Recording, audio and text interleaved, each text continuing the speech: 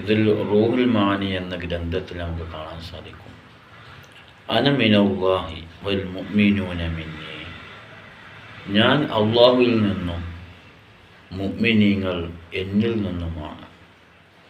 എന്നിട്ട് പരിശുദ്ധമായ ഖുർആനിലൂടെ മാഇദയിലൂടെ അല്ലാഹു തആല പറയുന്നു, ഖദ് ജാഅക്കും മിനല്ലാഹി നൂറുൻ, അള്ളാഹുവിൽ നിന്നുള്ള പ്രകാശം നിങ്ങൾക്ക് വന്നിരിക്കുന്നു.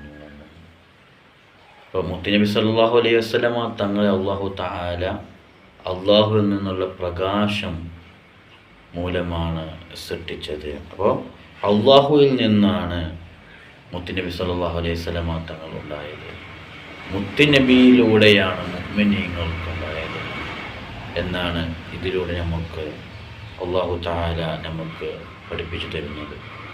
അന്നേരം മുത്തുനബി വേറെ ഹദീസിലൂടെ, അതും റൂഹുൽ മആനി എന്ന ഗ്രന്ഥത്തിൽ നമുക്ക് കാണാൻ സാധിക്കും, അവ്വലു മാ ഖലഖല്ലാഹു നൂരി, അല്ലാഹു തആല ആദ്യമായി സൃഷ്ടിച്ചത് എന്നെയാണ് എന്ന്, ആദ്യം സൃഷ്ടിച്ചത് എൻ്റെ പ്രകാശമാണ് എന്ന് അഷ്റഫുൽ ഖൽഖ് മുഹമ്മദ് റസൂലുള്ളാഹ്.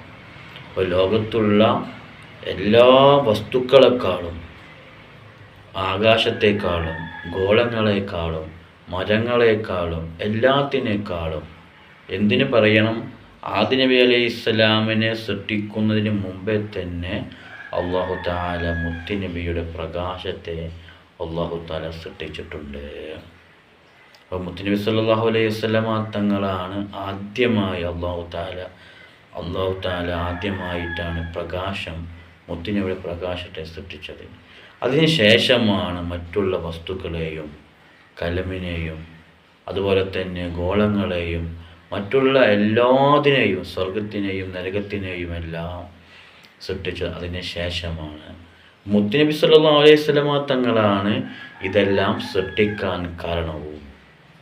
അത് ഇൻഷാ അല്ലാഹ് വേറെ ഹദീസിലൂടെ നമുക്ക് അതിനെപ്പറ്റി പഠിക്കാം. അപ്പോൾ അല്ലാഹു തആല, അപ്പോൾ ഇതിലൂടെ നമുക്ക് മനസ്സിലാകുന്നത് മുഅ്മിനീങ്ങളുടെ സൃഷ്ടിപ്പ് അത് മുത്തുനബിയിലൂടെയാണ്.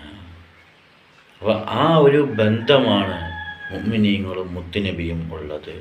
മുത്തുനബിയോ അള്ളാഹു എന്നുള്ള വലിയ ബന്ധമാണ്. അതാണ് അള്ളാഹ്ക്ക് ഏറ്റവും ഇഷ്ടപ്പെട്ട വ്യക്തി എന്ന് നമുക്ക് പറയാൻ സാധിക്കുക.